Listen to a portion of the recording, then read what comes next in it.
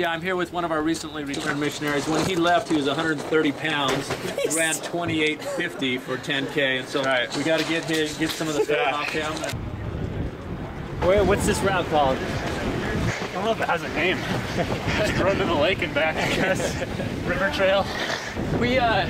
This trail right here follows the river that goes down into Utah Lake, and then the river goes all the way up the canyon. And so you have probably 15 or 20 miles of trail going straight from the lake, kind of winding from the lake up to the canyon. And this is all paved trail, like biking trail. We have a trail that we run a few times a week that, I don't know, it's like 2.5 or 3 miles of dirt, is that right, that we go out and back on? A little bit of the Bonneville Shoreline Trail up on the mountain ridge, but we're on the river trail all the time. What's kind of the vibe around the team right now? And I think everyone's excited. You know, you lose a top runner like Miles Batty. You know, he's obviously a team leader, you know, a front runner. Instead of just keying off Batty, we've had to kind of draw strength as a pack. And so I think it's brought us like close together as a team. It got us excited about,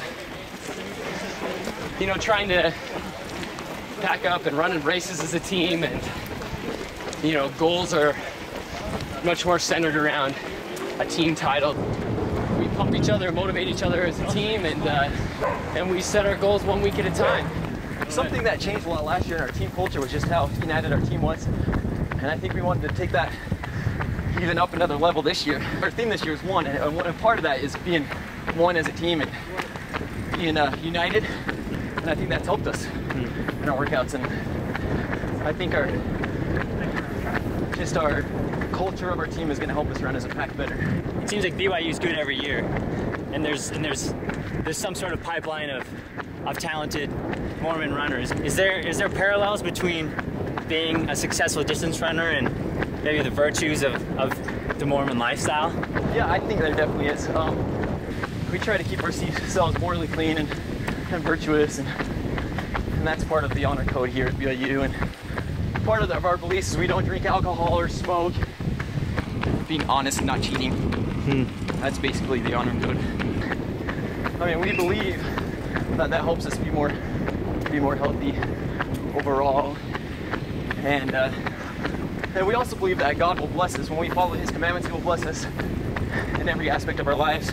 The school and what we're building as a team with our model of one, I think helps because it creates balance in your life.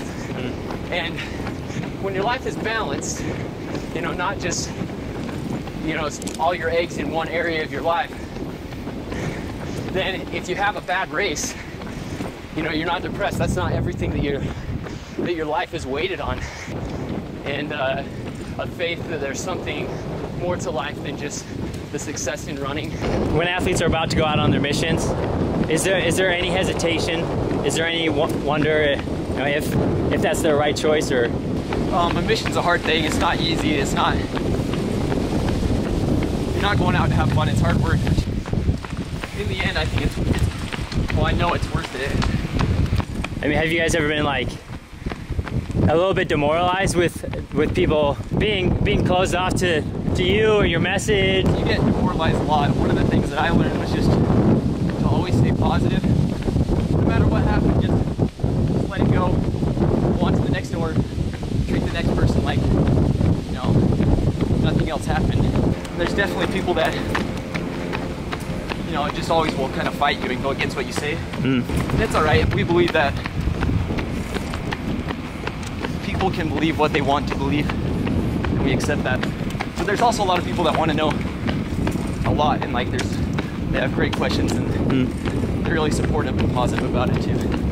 First coming here, when I came here on a visit, I was initially, I don't know, a little nervous because, you know, I was friends with a lot of my Mormon friends at my high school, but I don't know, I thought, you know, coming here there wouldn't be a lot of diversity, like just, I don't know, a lot of great kids and everything, but I like people that are different, you know, kind of, I don't know, just a variety of people. And fortunately, it was really refreshing when I came here on a recruiting trip. Like, there are so many different varieties of people and personalities, like all good kids and everything, but it was sweet. Like there were totally different kinds of people. There are definitely similarities and differences going here. You know, for me personally, I've always been religious growing up. I go to church every Sunday, and a lot of our core values are the same here at BYU, which is great. But you know, then there are some religious differences. I mean, it's a little different because, you know, the overwhelming majority is Mormon. But that's totally fine. Like, especially being on my team, like, I don't feel any pressure at all. I don't feel uncomfortable at all. If I did, I wouldn't go here.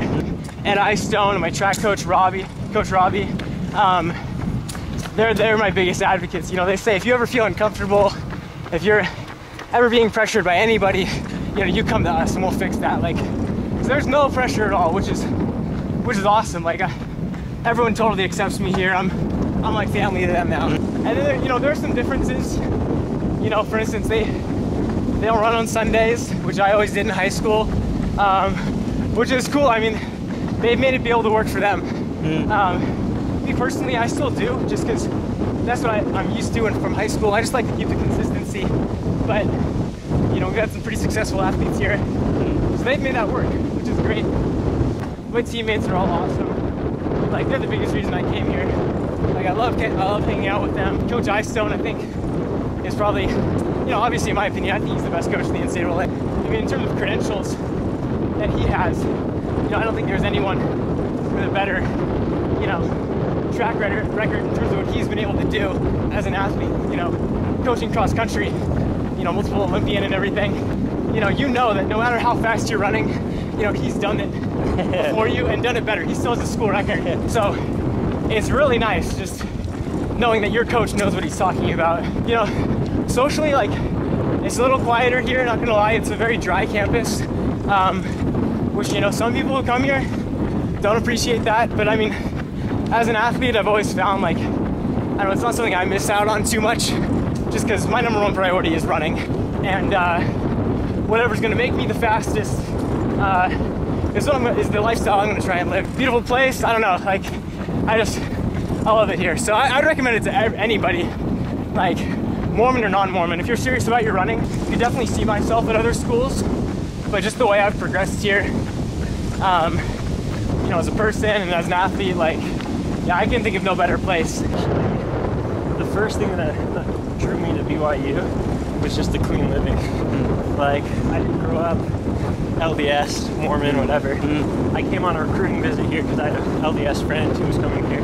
I ended up deciding to go to Stanford, ironically, because someone said, well, if you go to BYU, they're going to try and convert you, you know? And I had grown up Catholic, like Connor. And anyway, I went to Stanford, and my running didn't go that well, or as well as I wanted it to. And so I was kind of down in the dumps a little bit, but to make a long story short, I ended up going to the LDS church out in California because it was recommended to me by my friend here at BYU. So I went to New York that summer and I was baptized, a member of the Church of Jesus Christ of Latter-day Saints.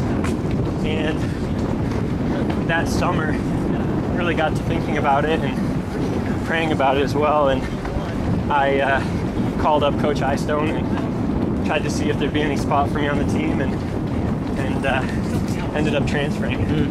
All right, Tyler. So number 3 ranking going into this year is that something? Is expectations like that something that you guys thrive off of, or is it you try to shy away from those sort of expectations so early? No, we kind of do thrive off of that ranking, but more so, we just try to do the best that we can, and I figure if we can do that, then that'll put us where we need to be. If you run to your potential, yeah. Is there a national championship? Is that possible? I would say it's a possibility. We also have very good teams that we're going up against, and if they run to their potential, I honestly don't know what can happen, but I do believe that we do have the potential to have a national championship team. You know, obviously the big picture, we want to finish as high as we can. And so you take it race to race and workout to workout, and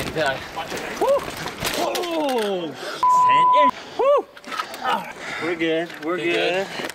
We're good. there. Camera all right? We're good. We're all good.